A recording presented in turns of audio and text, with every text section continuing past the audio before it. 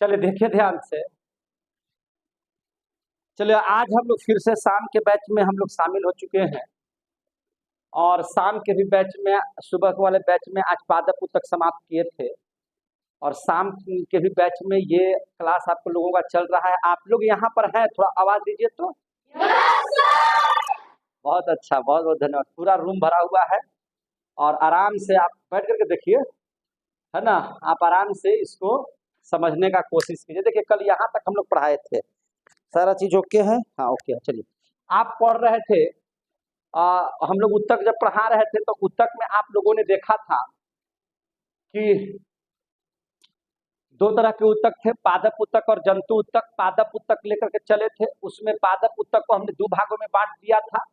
एक तो हम लोगों ने कहा था विभज्योतक उत्तक और दूसरा कहा था अस्थायी उत्तक। विभज्योतक उत्तक को हम लोगों ने क्या कर लिया था, पढ़ लिया था, जिसको मेरिस्मेटिक टिश्यू बोलते हैं। जो हमने बताया था कि इनके तीन प्रकार है, शीर्षस्थ, पार्श्वस्थ, अंतर्वेशी। पढ़ाए थे कि नहीं पढ़ाए थे? पढ़ाए थे। अब उसके बाद हम लोग पढ़ रहे थे पादप उत्तक में अस्थायी उत्तक। देखिए पादप उत्तक में अस्थायी उत्तक और अस्थायी उत्तक में हम लोग जब आए थे तो अस्थायी उत्तक कितने तरह के होते हैं? दो तरह के। एक होता है सरल अस्थायी उत्तक, जिसको कहते हैं simple permanent tissue, simple permanent tissue, और दूसरा होता है जटिल, जिसको हम लोग कहते हैं कॉम्प्लेक्स परमानेंट टिश्यू। यही तक पढ़ाए थे ना। और यहाँ पर हम बताए थे कि सरल अस्थायी उत्तक तीन प्रकार के होते हैं। कितने प्रकार के होते हैं मेरे भाई? तीन प्रकार के। सरल अस्थायी उत्तक कितने प्रकार के? तीन प्रकार के। कितने प्रकार के? तीन प्रकार। समझ में आता है आप लोगों को? आप लोगों को समझ में आता है? चलिए सभी बच्चे आप ध्यान देंगे इस बात को। अब इसको तरीका हम क्या बताए थे कि सरल अस्थायी उत्तक को अगर आपको बहुत बढ़िया से समझना है तो ये काम कीजिए कि इसको हमने क्या किया कि पीसीएस ऐसे करके बांट दिया था। पीसीएस का एग्जाम से उसको बांट दिया था। सभी राज्यों में पीसीएस सबसे बड़ा एग्जाम होता है कि नहीं? एसडीओ बनता है, डीएसपी बनता है, बीडीओ बनता है, एसडीओ बनता है, ये सब बनता है कि नहीं बनता है? तो सभी स्टेट अपना अपना पीसीएस करवाती है कि नहीं? तो पीसीएस से तो याद रहेगा कि नौकरी के नाम पर है, नौकरी के लिए पढ़िए रहे हैं तो भैया इस पर तो याद रहबे करेगा। तो इसलिए इसका नाम क्या है? पीसीएस।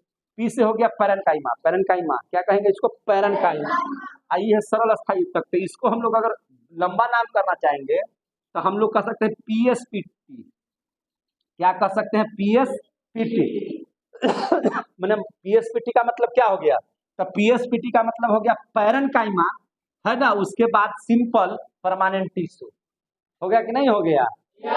तो उतना नहीं जानिए आप, सिर्फ पैरेन्काइमा जानिए। क्या जानिए? पैरेन्काइमा।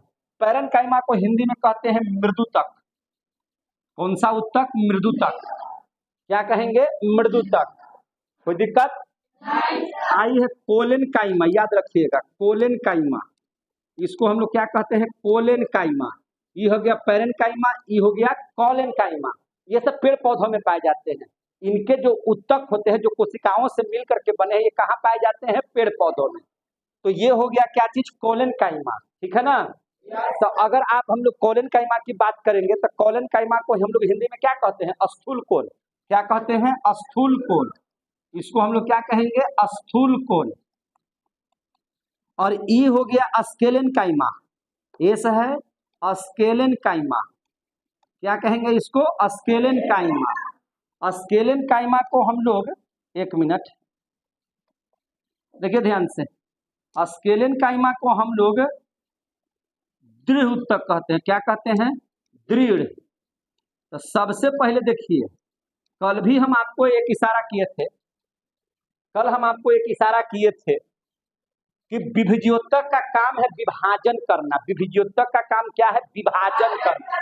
विभाजन इसलिए होता है ताकि पेड़ पौधों में विकास हो, तबे तो शीर्षस्थ पर शीर्ष में लंबाई की वृद्धि करता है।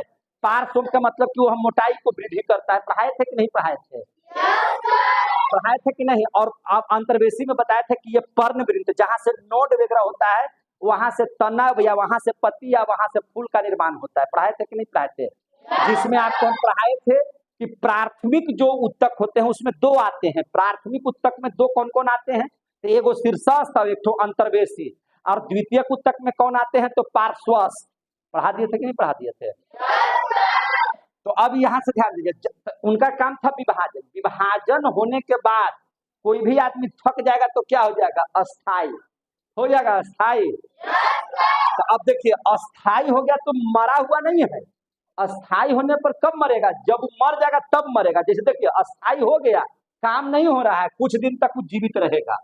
तो ये देख लीजिए, इसको याद रखें, ये कुछ दिन तक कैसा रहेगा? जीवित, यानी कि यह एक जीवित कोशिका है। और ये अब धीरे धीरे थोड़ा सा मुरझा जाएगा, ये जो है ना, ये मर जाएगा, थोड़ा थोड़ा जिंदा जिंदा जिंदा, फिर क्या हो जाएगा? मर जाएगा। तो मर जाएगा तो इसको कहेंगे मृत कोशिका। क्या कहेंगे? मृत कोशिका। पहले कुछ जिंदा, उसके बाद थोड़ा बड़ा जिंदा, उसके बाद एकदम में खत्म। आ रहा है समझ में? तो आपसे कोई पूछेगा कि पैरेन्काइमा या मृदुतक कैसी कोशिका से कैसे उत्तक होते हैं? तो जीवित। कोलेनकाइमा कैसे होते हैं? तो जीवित। स्क्लेरेनकाइमा कैसे होते हैं? तो मरे हुए, मृत। कैसे कोशिका होते हैं? मृत कोशिका। क्लियर हो गया? ये कैसे कोशिका होते हैं? मृत कोशिका। अब देख लीजिए जरा से, यहाँ पे बात समझने की कोशिश कीजिए। देखिए, ये अभी अस्थाई हुआ है, ये अस्थाई हो गया है, लेकिन अभी जान बाकी है, अभी जान बाकी है। तो इनके बीच में जो अंतर कोशिकीय स्थान होते हैं, देखिए जब ऐसे कीजिएगा तो देखिए यहाँ पे एक स्थान बन गया। स्थान बन गया कि नहीं? बीच में देखिए तो, बीच में एक जगह बन गया कि नहीं बन गया? तो हम कहेंगे कि पैरेन्काइमा वाले जितने उत्तक हैं उनके बीच में अंतर कोशिकीय स्थान पाए जाते हैं। क्या बोलेंगे इसको? कि अंतर कोशिकीय स्थान पाए जाते हैं। अंतर कोशिकीय स्थान क्या होते हैं? पाए जाते हैं। स्थान क्या होते हैं? इसमें पाए जाते हैं। जरा इसको देखिए, ये अब इससे ज्यादा तनी कमजोर हुआ है, ये थोड़ा ज्यादा कमजोर हो गया है मेरे भाई।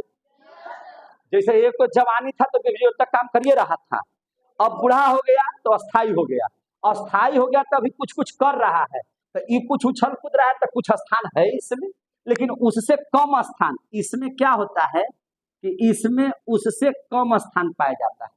उससे कम स्थान पाया जाता है किसमें? स्थूल कोण उत्तक में। किस उत्तक में? स्थूल कोण उत्तक में, मृदुतक उत्तक में। कोई दिक्कत है? बात समझ आ रही है? और एक चीज समझिए, इनके जो स्थान होते हैं, इनके जो स्थान पाए जाते हैं जो कम होते हैं, वह स्थान कोना पर प्रोटीन से वो कोना बनता है। देखिए यहाँ पे कोना हो गया, दूसरा का कोना हो गया, तीसरा का कोना हो गया, तो कोना बना कि नहीं बना इसमें? तो इनके कोना पर क्या बनता है? कोना पर प्रोटीन बनता है। क्या बनता है? प्रोटीन बनता है और बनता है। और यह प्रोटीन, यह जो बनता है, जो प्रोटीन बनता है, उस प्रोटीन को क्या कहते हैं? पेप्टीन। क्या कहते हैं?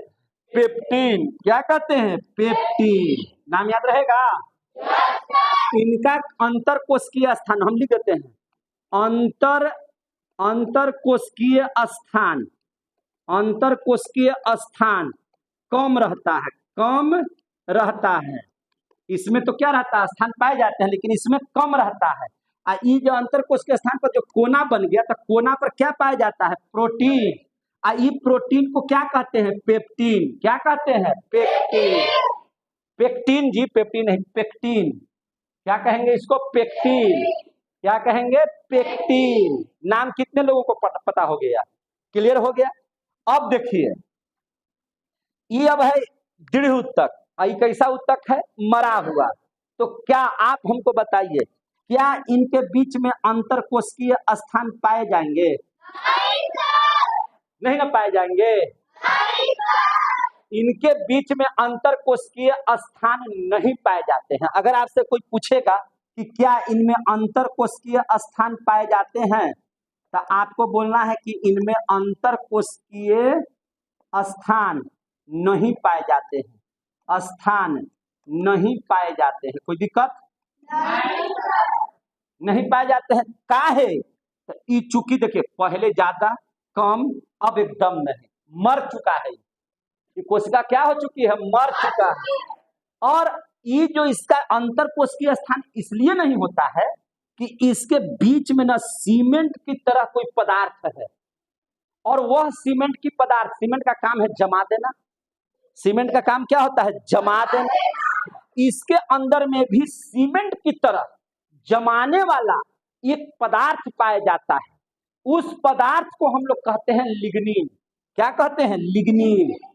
इसके अंदर में क्या पाया जाता है? लिग्निन, जो सीमेंट की तरह, जो सीमेंट की तरह क्या कर देता है?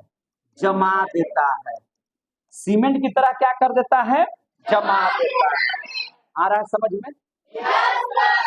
यहां तक की बात कितने बच्चों को समझ में आ गई? आ गई? अब देखिए इन लोगों का काम क्या है। इन लोगों का पैरेनकाइमा, इसके बाद कोलेनकाइमा और अस्केलेनकाइमा, इसको जरा सा घेर देते हैं ना, ताकि स्पष्ट नजर आ जाए आपको कभी भी। देखिए इसको हम पैरेनकाइमा, यही मेरा टॉपिक हो गया, ये कोलेनकाइमा ये मेरा टॉपिक हो गया, और यहाँ पर अस्केलेनकाइमा दीर्घ, ये मेरा क्या हो गया? टॉपिक हो गया। जो किसका प्रकार है? अस्थायी उत्तक का प्रकार है। किसका प्रकार है? अस्थायी उत्तक। देखिए ध्यान से समझिएगा, सबसे पहले इस बात को बहुत बढ़िया समझ लीजिएगा। यह पौधों को, यह क्या करता है? पैरेनकाइमा। पैरेनकाइमा जो होता है, ध्यान से समझिएगा, पौधों को, एक मिनट, पौधों को यांत्रिक सहायता प्रदान करता है। यांत्रिक सहायता प्रदान करता है। किस तरह से सहायता प्रदान करता है? देखिए किस तरह से यांत्रिक सहायता प्रदान करता है। तो देखिए यह क्या करता है कि जो भोजन बनता है, पेड़ पौधे जो भोजन बनाते हैं, उस भोजन को संचित करता है। यह क्या करता है? यह भोजन को संचित करता है, रख रखाव करता है, संचित करता है। समझ में आ रही है बात? यह भोजन को क्या करता है? संचित करता है। कोई दिक्कत? और याद रखिए कि ये जो होता है, आप लोग को समझ में आ रहा है बात? और ये किस चीज से बना होता है? तो सेलुलोज का बना होता है। किस चीज का बना होता है? सेलुलोज का। क्लियर हो गए? समझ में आ रही है बात? अब देख लीजिए, अब जहां कोलेनकाइमा की बात कीजिएगा, तो कोलेनकाइमा का भी इधर हम लिख देते हैं, कोई दिक्कत है? तो कोलेनकाइमा क्या करता है? यह पेड़ पौधों को लचीला बनाता है। कैसा बनाता है? लचीला। यह पेड़ पौधों को क्या करता है? लचीला। पेड़ पौधों को लचीला बनाता है। देखिए लचीला अगर पेड़ पौधा नहीं रहेगा तो आप देखिए वो टूट जाएगा। कभी कभी आंधी आती है तो पेड़ ऐसे झुक जाते हैं, फिर इधर से हवा मारता है तो पेड़ ऐसे झुक जाते हैं, और फिर कुछ देरी के बाद पेड़ ऐसे खड़े हो जाते हैं। तो ये जो इनमें लचीलापन है, ये जो आपका इधर से झुकना और कभी इधर से जो है से झुकना और फिर बीच में खड़ा हो जाना, ये जो लचीलापन है, यह लचीलापन प्रदान कौन करता है? तो यह लचीलापन प्रदान कोलेनकाइमा करता है। क्लियर हो गया? ये भोजन का संचयन कहाँ होता है? पैरेनकाइमा में। लचीलापन कौन देखता है? बताइए जोर से। अब देख लीजिए अस्केलेनकाइमा पर देख लेते हैं। यह भी यांत्रिक सहायता प्रदान करता है। क्या कोई दिक्कत? क्या यह भी क्या करता है? यांत्रिक सहायता प्रदान करता है, पेड़ पौधों को सहायता प्रदान करता है। कौन? अस्केलेनकाइमा क्या करता है? यांत्रिक सहायता प्रदान करता है। और क्या करता है? देखिए चूंकि इसकी कोशिकाएं मर चुकी होती हैं, याद रखिएगा, इसकी कोशिकाएं क्या हो चुकी होती हैं? मर चुकी होती हैं। और इनमें चूंकि लिग्निन पाया जाता है। क्या पाया जाता है? लिग्निन, जिसकी वजह से सीमेंट की तरह कठोर हो जाता है। समझे कि नहीं? अब जैसे देखिए आपका बाल क्या है? आपका बाल कैसा है? मृत कोशिका है। आपके शरीर का कैसा कोशिका है? मृत कोशिका। इसको काटते हैं तो दर्द करता है? नहीं। तो वे सभी कोशिकाएं जिनको काटने पर दर्द उर्द नहीं करे, वो सब मृत है। वो सब क्या है? मृत है। और जिनको काटने पर दर्द करे, कान काट के देखिए तो क्या हो जाएगा? क्या हो जाएगा? करेगा दर्द? तो यानी कि जीवित कोशिका है। बाल काटते दर्द करता है? मरी कोशिका है, इसलिए दर्द नहीं करता है। आ रहा समय पेन नहीं करता है, क्यों? क्योंकि वो मृत है। तो भैया इसके जो ये तो ऑलरेडी मृत है, स्क्लेरन कायमा कैसी कोशिका है? मृत कोशिका। आ रहा है समझ में? तो मृत कोशिका के मृत कोशिका का मतलब ही है कि वह दृढ़ है, पूरा क्या है? दृढ़, मजबूत है। और इसके बीच में चूंकि अंतर कोशिकीय स्थान नहीं पाए जाते हैं, क्या पाए जाते हैं? तो इनके बीच में लिग्निन, सीमेंट जैसा मजबूत कोई पदार्थ पाया जाता है, जिसको क्या कहते हैं? लिग्निन, यानी कि वह कठोर हो जाता है। तो अब देखिए नारियल के ऊपर, नारियल देखे, नारियल का खोल देखे, नारियल का खोल, ऊपर वाला ढांचा वह किसका बना होता है? स्थूल कोण उत्तक का। किसका बना हुआ रहता है? स्क्लेरन कायमा का दृढ़ उत्तक का बना हुआ रहता है। किसका बना हुआ रहता है? स्क्लेरन कायमा का बना हुआ रहता है, मैंने दृढ़ उत्तक का बना हुआ होता है। इसीलिए वह क्या होता है? कठोर। इसीलिए वह क्या होता है? कठोर। कितने बच्चों को समझ में आ गया? अखरोट खाए हैं? अखरोट, उसका ऊपर वाला कवर देखे कितना मजबूत होता है से? किस चीज का बना हुआ है? दृढ़ उत्तक का बना हुआ है, स्क्लेरन कायमा का बना हुआ। स्क्लेरन कायमा का हिंदी में क्या कहते हैं? दृढ़ उत्तक। तो वह दृढ़ काहे है?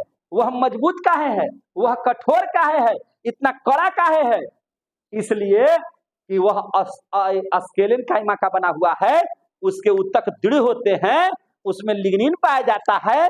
और लिग्निन कैसा जाम करता है? सीमेंट की तरह। आ गया समझ में? तो इसीलिए आप इस बात को समझ लीजिए कि जिस उत्तक में जिस पौधे का बाहरी आवरण आपको कड़ा नजर आए, क्या नजर आए? कड़ा नजर आए, यानी कि उसकी कोशिका कैसी होगी? मृत होगी। और वह क्या चीज की बनी होगी? स्क्लेरन कायमा की बनी होगी। और स्क्लेरन कायमा में क्या प्रदान, उनके अंदर कोशिका स्थान में क्या पाया जाता है? लिग्निन। और लिग्निन का काम क्या है? सीमेंट की तरह जमा देना। आ रहा समझ में? इसीलिए उनकी बाहरी खाले क्या होती है? बाहरी त्वचा क्या होती है? कड़ी होती है। आ गया समझ में? अगर समझ में आ गया तो आपका ये खत्म हो गया। नारियल, अखरोट का बीज, अखरोट का बीज, अखरोट का बीज नहीं, अखरोट का ऊपरी भाग है ना, अखरोट का ऊपरी भाग। आ रहा समझ में? आ गया समझ में? तो ये आपका आइडिया समाप्त हो गया।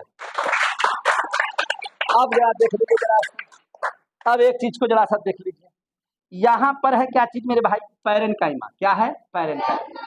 पैरेन्काइमा के बारे में थोड़ा सा विस्तार से, हल्का सा विस्तार से समझ लीजिए। हल्का सा विस्तार से क्या कर लीजिए? समझ लीजिए। पैरेन्काइमा दो तरह का। पैरेन्काइमा कितने तरह का? दो तरह। याद है? अभी तो देखिए अस्थायी उत्तक दो तरह का, सरल अस्थायी उत्तक, जटिल अस्थायी उत्तक।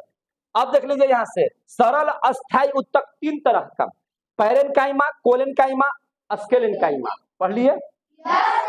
अब पैरेन्काइमा कितना तरह का? दो तरह का। कितना तरह का? दो तरह का। एकदम आसानी से समझ लीजिएगा, याद रखिए। देखिए क्लोरोफिल, पेड़ पौधों में क्लोरोफिल का होना जरूरी है कि नहीं? क्लोरोफिल नहीं रहेगा तब भोजन बनेगा? इसलिए उनके अंदर में क्लोरोफिल चाहिए। तो वैसे चूंकि यह भोजन का संचयन करता है, यह भोजन को क्या करता है? संचित करता है। तो भोजन बनेगा तब ना संचित होगा। तो भोजन का संचित तब होगा जब भोजन बनेगा। और भोजन बनने के लिए क्लोरोफिल पाया जाता है। क्लोरोफिल का होना जरूरी है कि नहीं जरूरी है? अब ध्यान से समझिएगा, क्लोरोफिल का जब होना जरूरी है, ध्यान समझिएगा, क्लोरोफिल का जब होना जरूरी है तो इसका मतलब ये भी है मेरे भाई, एक मिनट, क्लोरोफिल का होना जरूरी है। तो अब देखिए वह पैरेन्काइमा उत्तक जिसमें क्लोरोफिल पाया जाता है, जिसमें क्लोरोफिल पाया जाता है, किसमें? जिस पैरेन्काइमा में, जिस पैरेन्काइमा में क्लोरोफिल, जिसमें क्लोरोफिल, ध्यान समझिएगा, जिसमें क्लोरोफिल पाया जाता है उसे, ध्यान समझिएगा, उसे क्या कहते हैं? तो याद रखिए क्लोरोफिल, तो इसका ले लीजिए क्लोरो, और इसका है यहाँ पैरेनकाइमा, तो इसको न काइमा ले लीजिए, तो ये क्या बना देगा? क्लोरेन काइमा। क्या बना देगा? क्लोरेन काइमा। तो अब आपको याद रखिएगा क्लोरेन काइमा। देखिए यहाँ पे नाम करवाइए ना, नहीं कहिए। यहाँ देखिए क्या है? कोलेन काइमा, ये क्या है? क्लोरेन काइमा। तो इसका नाम याद रहेगा। जिस पैरेनकाइमा में क्लोरोफिल है उसको कहेंगे क्लोरेन काइमा। इसका न काइमा और इसका क्लोरो ले लिए, तो बना दिया क्लोरेन काइमा। क्या बना दिया? क्लोरेन काइमा। तो जिस पैरेनकाइमा में, जिस पादप के पैरेनकाइमा उत्तक में क्लोरोफिल पाया जाता है उसको हम लोग क्या कहते हैं? क्लोरेन काइमा कहते हैं। पहला प्रकार पढ़ लिए। कितने बच्चे जलकुंभी देखे हैं? कितने बच्चे कमल का फूल देखे हैं? देखे हैं? उसमें जलकुंभी देखे हैं? पूरा भर जाता है पोखरवा में।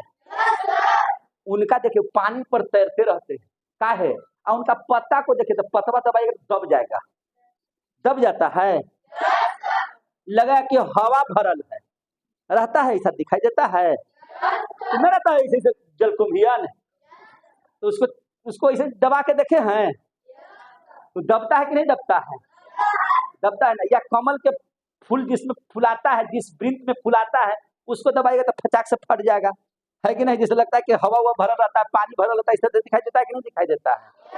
तो वैसा पैरेनकाइमा, वैसा पैरेनकाइमा उत्तक जिसमें हवा भरी है, जिसमें क्या भरा हुआ है? हवा। जिस उत्तक में हवा, जिस पैरेनकाइमा उत्तक में, समझ में आ रहा है ना बात? जिस उत्तक में क्या भरा हुआ रहता है? हवा। क्या भरा हुआ है? हवा। हवा भरा होता है। तो हवा को अंग्रेजी में क्या कहते हैं? एयर। क्या कहते हैं? एयर। अब हम किसका भेद पढ़ रहे हैं? पैरेनकाइमा का। तो नकाइमा ले लीजिए, तो एयर और नकाइमा तो हो जाएगा एरेनकाइमा। क्या हो जाएगा? एरेनकाइमा। तो पैरेनकाइमा कितने तरह के? दो तरह के, क्लोरेनकाइमा और एरेनकाइमा। नाम याद हो गया? फिर समझिए, वह पैरेनकाइमा जिसमें क्लोरोफिल हो तो क्लोरेनकाइमा, और वह जो है पैरेनकाइमा जिसमें एयर भरा हुआ हो उसको क्या कहेंगे? एरेनकाइमा। तो पैरेनकाइमा कैट हो? कौन कौन? पहला, सेकेंड। जिनको समझ में आ गया खत्म। आ गया समझ में? अब मेरे भाई बच गया क्या चीज? क्या बच गया? जटिल अस्थाई उत्तक। क्या बच गया मेरे भाई? जटिल अस्थाई उत्तक। पढ़ लिया जाए, पढ़ लिया जाए। चलिए ना पढ़ लेते हैं, पढ़ ले। तो अब हम लोग जरा सा मेरे भाई, मेरे ब्रदर, अब हम लोग पढ़ते हैं जटिल अस्थाई उत्तक। कोई दिक्कत? देखिए इसका नाम पड़ गया जटिल अस्थाई उत्तक। क्या नाम है? जोर से बोलिए। जटिल अस्थाई उत्तक। इसको अंग्रेजी में क्या पढ़ेंगे मेरे भाई? Complex permanent tissue. Complex permanent tissue, जटिल अस्थाई उत्तक। आ रहा समझ में? अब यह होता है कितने तरह का मेरे भाई? दो तरह का। कितने तरह का?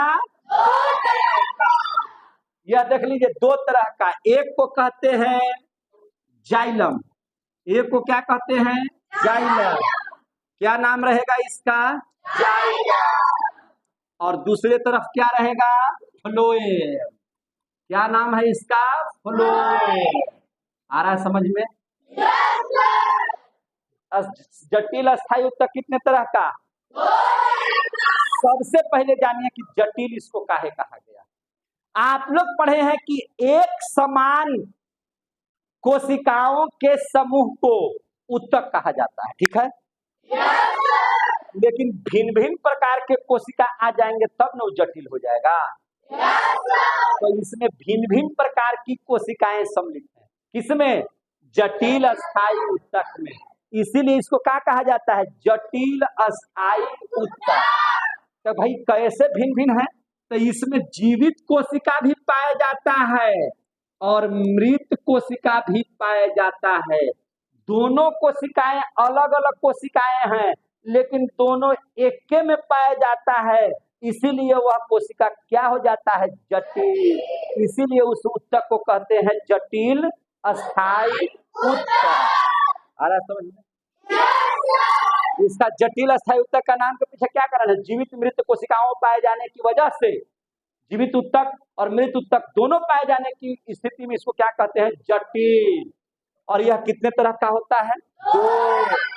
क्या करेगा? एक ठो का नाम क्या है? दूसरा का नाम फ्लोएम। याद हो गया? एक का नाम, दूसरा का नाम। चलिए अब देख लीजिए यहाँ पे बढ़िया से। आ रहा है समझ में सबको? समझ में आ रहा है तो सही बात है। अब यहाँ पे देखें, ये चार तरह के, कितने तरह के? चार प्रकार से इसको विभाजित करते हैं। चार तरह के नहीं है, चार प्रकार के चीजों से जाइलम बने हैं। तो ई का मैंने 5 प्रकार से बनेगा, ये भी 4 प्रकार है। कौन कौन है इसमें चीज? 4 गो। तो देख लीजिए, इसमें सबसे बढ़िया चीज याद रखिएगा, जाइलम में पाए जाते हैं आप लोगों को वाहिनिकाएं। क्या पाए जाते हैं? वाहिनिकाएं। वाहिनिकाएं। और क्या पाए जाते हैं? तो और पाए जाते हैं वाहिका। क्या पाए जाते हैं? वाहिका। और इसी के नाम पर एक पाया जाता है पैरेन्काइमा, तो उसको कहेंगे xylem parenchyma. Xylem parenchyma. Parenchyma को हिंदी में मृदुतक कहते हैं, तो इसीलिए इसका नाम है जाइलम मृदुतक भी कहते हैं। क्या कहते हैं? जाइलम मृदुतक। और एक हो गया जाइलम तंतु, फाइबर जिसको कहते हैं, जाइलम तंतु। आ रहा है समझ में? अब इसी तरह से यहाँ पे हम फ्लोएम में भी देखेंगे। तो फ्लोएम में भी क्या पाए जाते हैं? तो एक हो गया चालनी उत्तक पाया जाता है। क्या पाया जाता है? चालनी उत्तक। चालनी उत्तक। क्या पाया जाता है? चालनी उत्तक।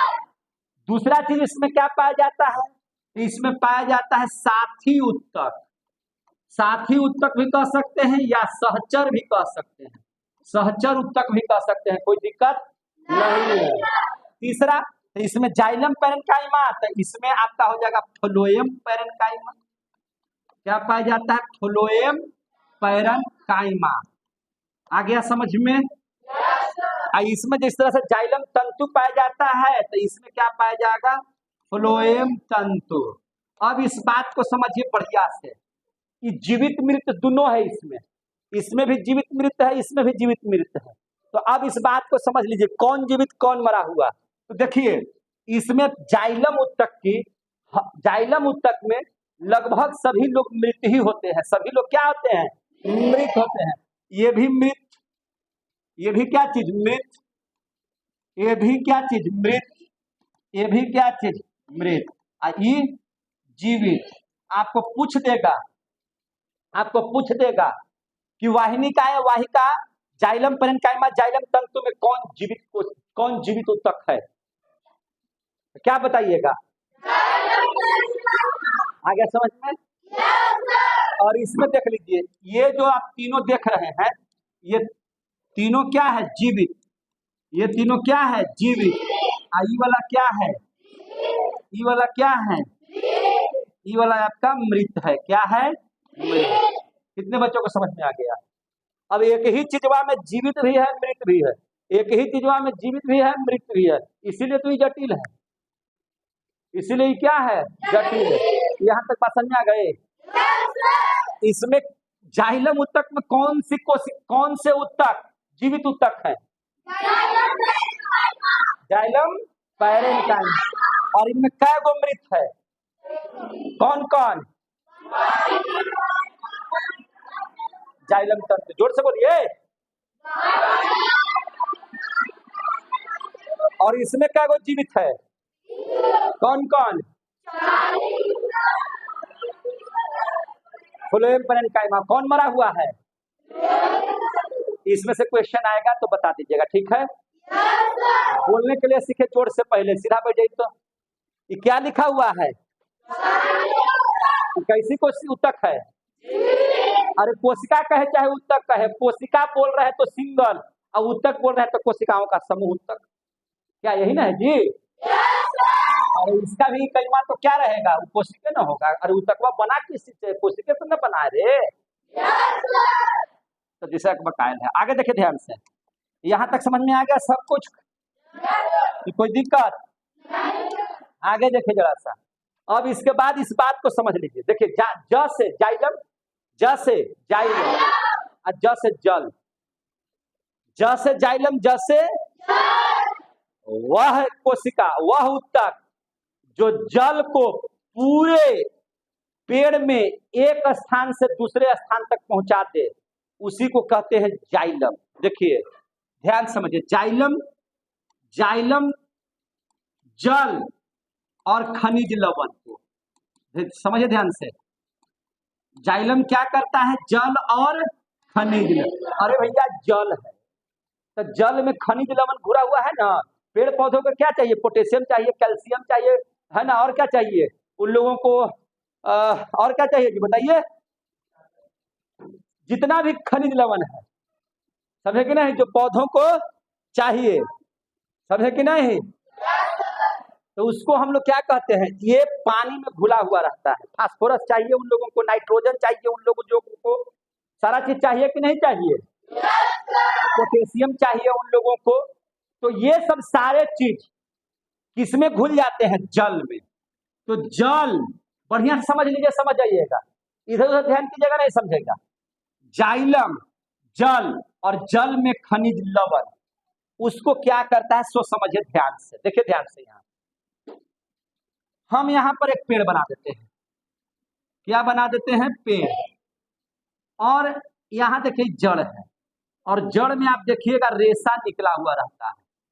क्या निकला हुआ रहता है? रेशा रहता है कि नहीं? रेशा।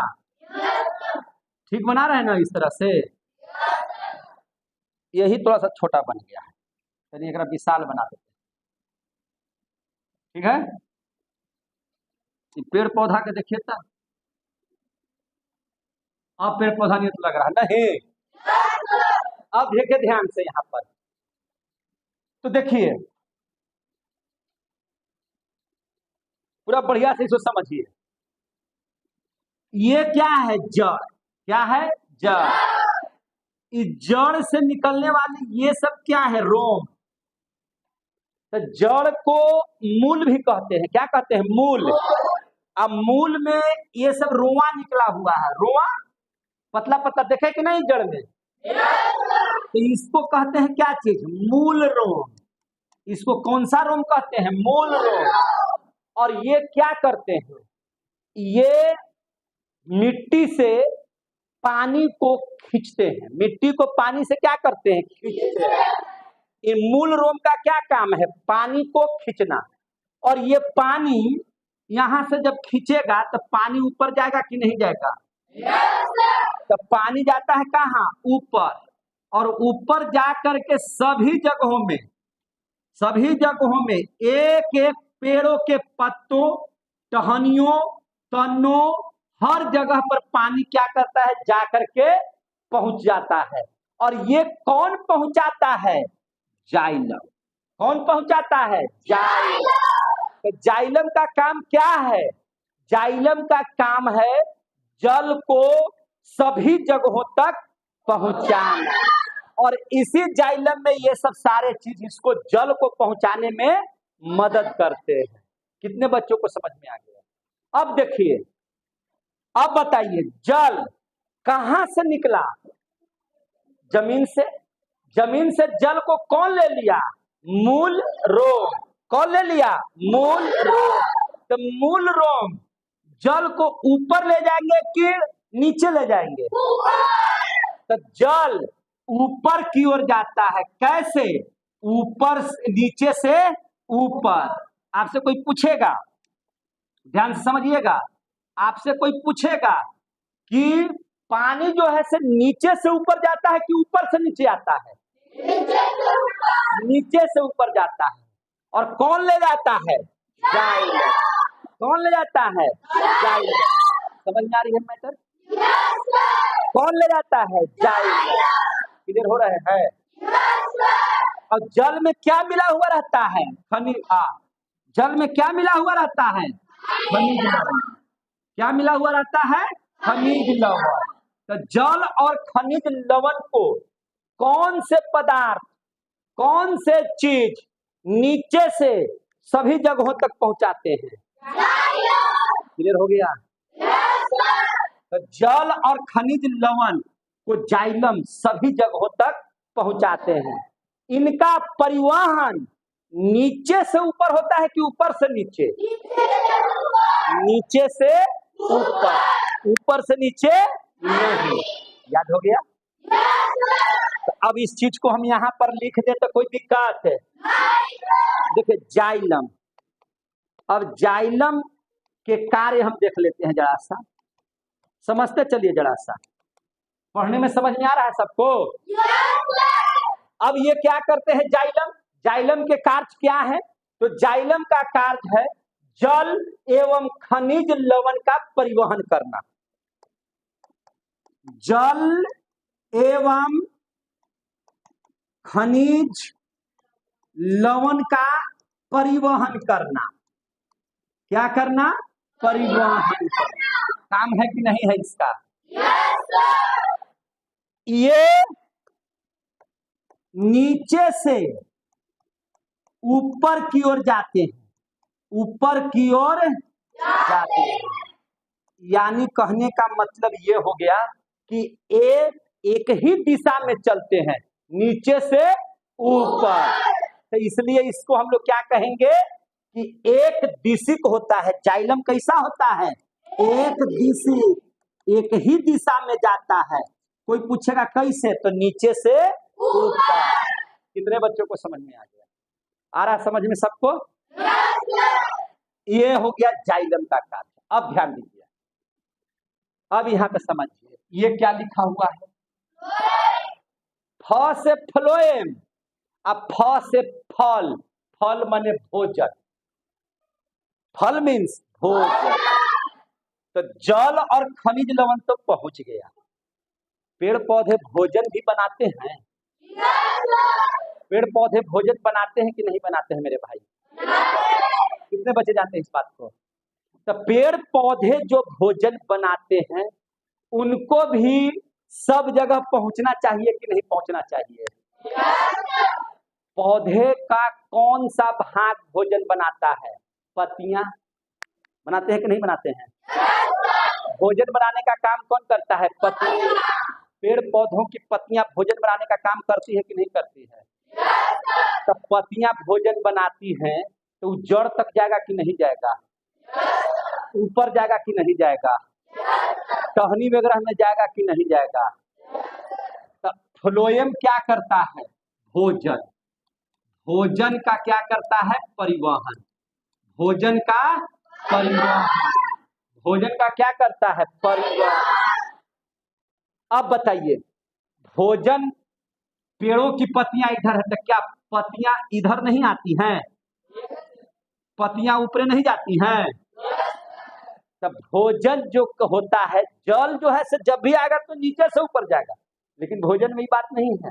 भोजन पत्तियां बनाती हैं तो जड़ों को भी भोजन देगी, पत्तियों को भी देगी, टहनियों को देगी, ऊपर भी जाएगी, नीचे भी जाएगी, जिधर बुझाएगा उधर जाएगी भोजन लेकर के। हर एक पार्ट को भोजन चाहिए, चाहिए कि नहीं चाहिए?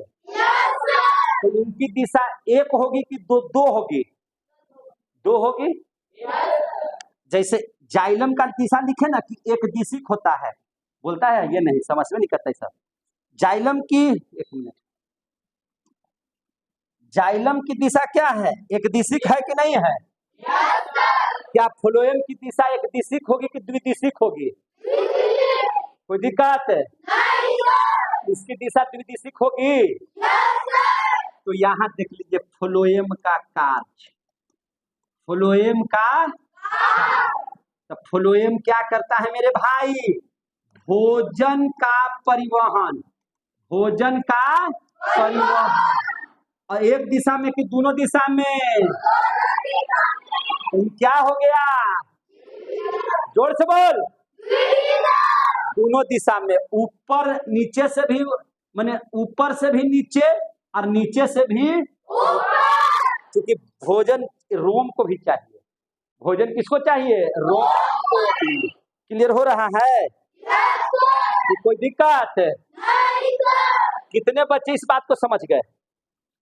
अब देख लीजिए, अब यहाँ पे समझिए, जाइलम किसका परिवहन करता है? जल और खनिज का।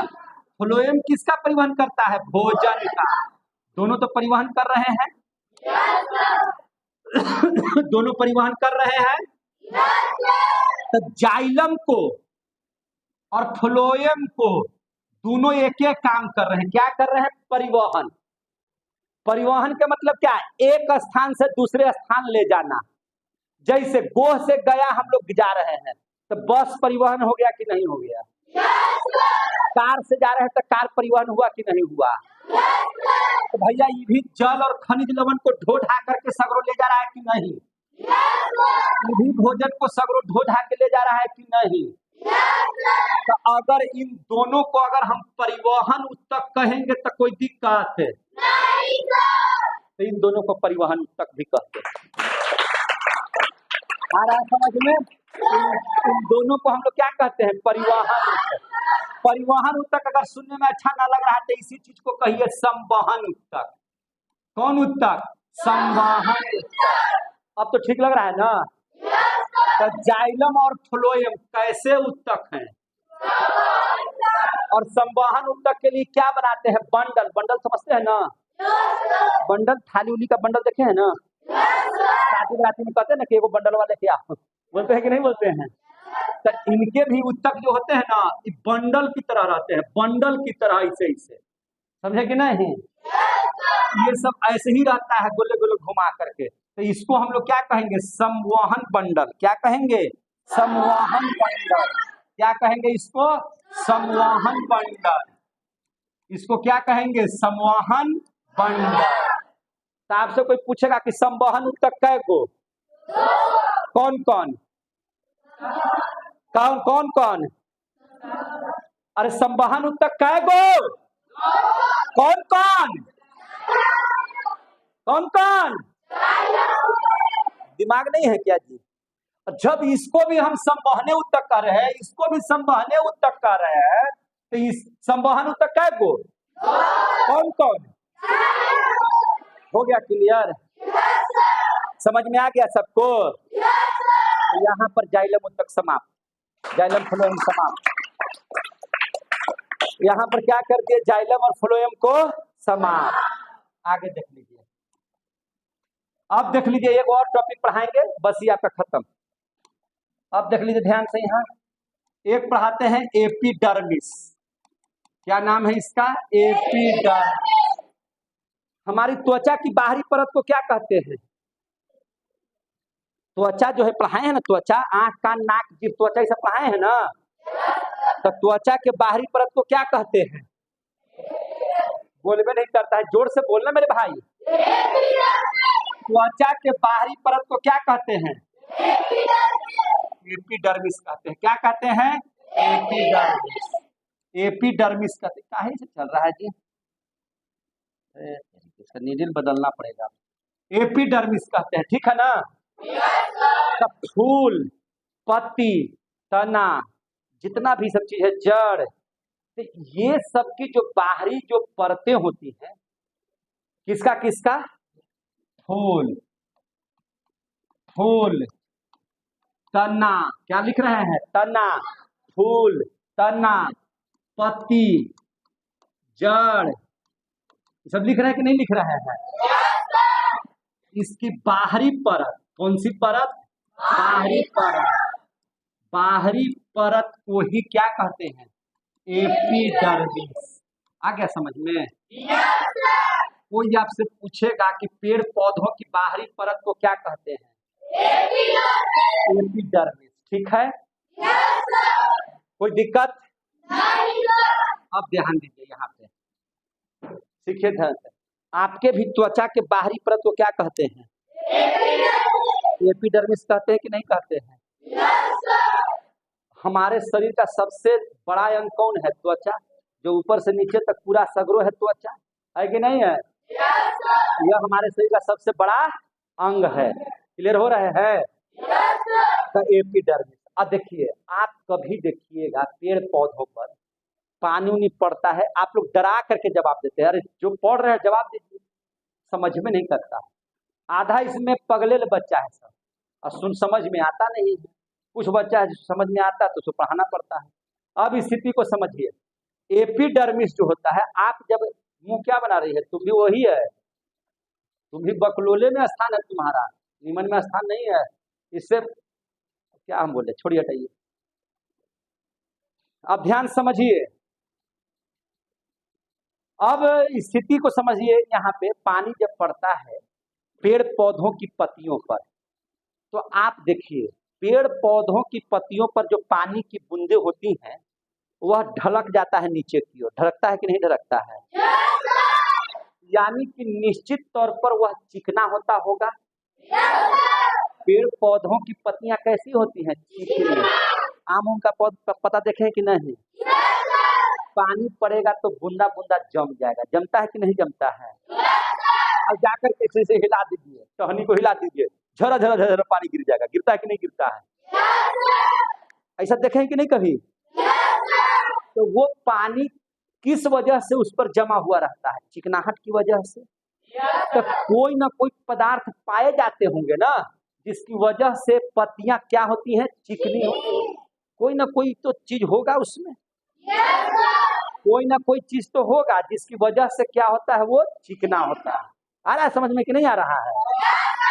तो देखिए, इन पत्तियों पर, फूल, तना, पत्ती, जड़ के बाहरी परत को एपिडर्मिस कहते हैं। कोई दिक्कत इसमें? इसमें कहीं दिक्कत है तो हमको बताइए, है दिक्कत? अब देखिए इसमें क्या होता है, मोम जैसा पतला परत। कैसा?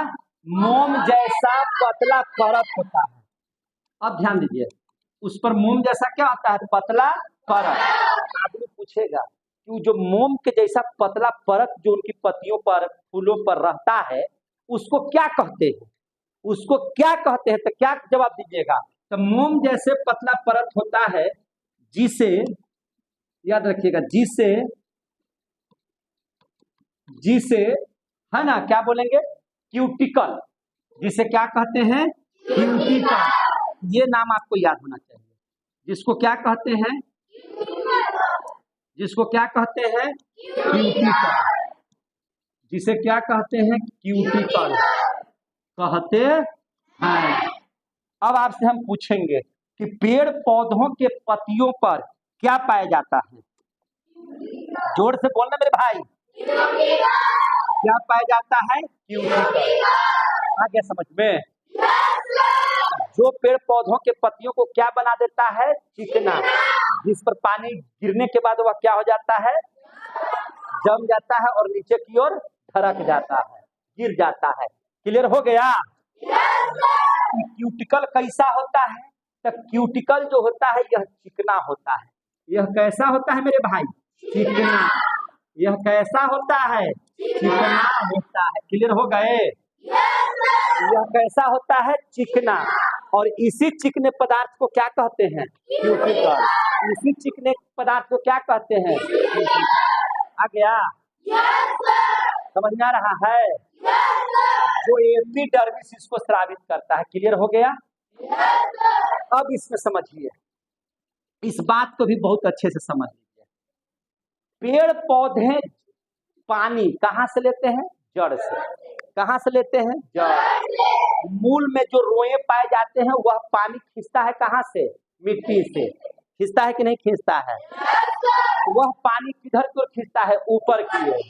और पत्तियां क्या करती हैं, पत्तियों में छिद्र पाए जाते हैं जिसको अस्टोमेटा कहते हैं। पढ़ाए हैं कि नहीं पढ़ाए हैं? पत्तियों में जो अस्टोमेटा है, जो छिद्र हैं, वह करते क्या है, तो वह करते ये है बाबू मेरे कि 100% में से जितना पानी वो लिए, 100% जो पानी लिए, उस 100% पानी में 90% पानी को वाष्प बनाकर उड़ा देते हैं, वाष्प बनाकर उड़ा देते हैं। अब आया समझ में? 100% उड़ जाएगा तब तो पेड़ पौधे मर जाएंगे। 100% भी पानी उड़ जाएगा तो क्या हो जाएंगे, पेड़ पौधे मर जाएंगे। लेकिन आप याद रखिए, 100 में से कितना परसेंट, 90% पानी को वाष्प बना करके क्या करते हैं, उड़ा देते हैं। आ गया समझ में? अच्छा, 90% से ज्यादा पानी का वाष्पोत्सर्जन न हो, याद रखिएगा, 90% से ज्यादा पानी वाष्पोत्सर्जित न हो, ये भी जरूरी है। अगर वाष्पोत्सर्जित न हो, इसके लिए समझ में आ गया कि नहीं? 90 से ज्यादा हो जाएगा तो सब निकलिए जाएगा, पानी तो बचेगा पानी? पेड़ पौधों की पत्तियां पानी को उड़ा देती हैं और ऊपर में जाकर के वही सब बादल बनते हैं और कुछ दिन के बाद क्या पड़ते हैं, बारिश बन जाते हैं, है कि नहीं? और बारिश आता है तो आप लोग भीग करके नहाते हैं, ये बारिश की बूंदे, गाना सुनते हुए, है कि नहीं? बोल भी नहीं करता। समझ में आ रहा है बात? तो 90% से ज्यादा पानी का वाष्पोत्सर्जन न हो, है कि नहीं? अगर हो गया तो पौधा खत्म। तो इसके लिए इसे, है ना, 90% ज्यादा पानी वाष्पोत्सर्जित न हो, इसलिए क्या लिख दिए, इसलिए इनको क्यूटिकल जो होता है, क्यूटिकल क्या करता है, क्यूटिकल रोकता है। वही जो चिकना पदार्थ है ना, वह 10% पानी को रोक लेता है। अगर ये क्यूटिकल न रहे, पेड़ पौधों में ये क्यूटिकल न रहे, तो पेड़ पौधों की सभी पानी क्या होते जाएंगे, निकलते जाएंगे और पेड़ पौधा क्या हो जाएंगे, विनाश हो जाएंगे। इसीलिए 90% से ज्यादा पानी वाष्पोत्सर्जित न हो, इसलिए इनको क्यूटिकल क्या करता है, रोकता है। इससे क्या होता है, क्यूटिकल क्या किया, तो 10% पानी को रोक दिया, चिकनाहट के बदौलत क्या कर दिया, रोक दिया। तो इससे क्या होते हैं, कह सकते हैं ना कि पेड़ पौधों को मुरझाने से बचाता है। यह क्या करता है, पेड़ पौधों को मुरझाने से बचाता है, मुरझाने से बचाता है। कोई दिक्कत नहीं। और यही नहीं, यही क्यूटिकल पेड़ पौधों में गैसों का आदान प्रदान करता है। यही क्यूटिकल, याद रखिएगा, यही क्यूटिकल पेड़ पौधों